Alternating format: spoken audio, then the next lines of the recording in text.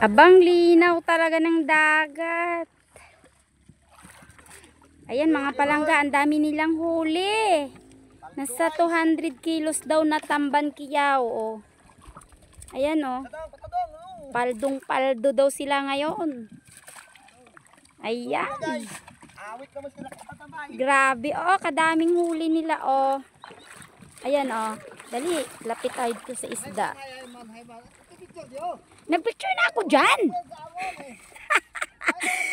Wait lang dyan, uncle. Ayan oh, nakikita nyo ba yan? Oh my God. Ang daming isda. Ayan, punong-puno talaga yung lambat na sa 200 kilos daw po. Paldong paldo. O diba? Marunong na ako makipaldo. Ayan sila oh. Ayan yung masisipag na mga mangingisda.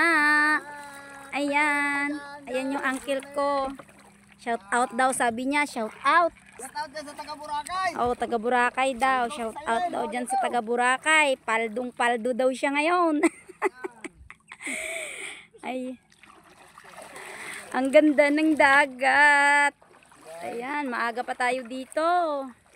Kapag talaga malapit sa dagat ay magandang tanawin ang makikita. Oh, ayan oh.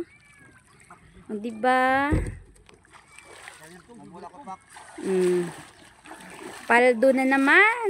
Thank you Lord sa mga biyaya. Kargado rats daw. Ah, kargado gid ko no. Oh, ayan yung kuya ko oh. Hello guys, palangga. Gadoble mo, may guys, may palanggay, no? Oh, ayan pa yung isa oh. Sino nga yan? Si Dangdang. Si Dangdang. Kilala ko, nalipat lang. Basta mga gwapo ko no, nalilipat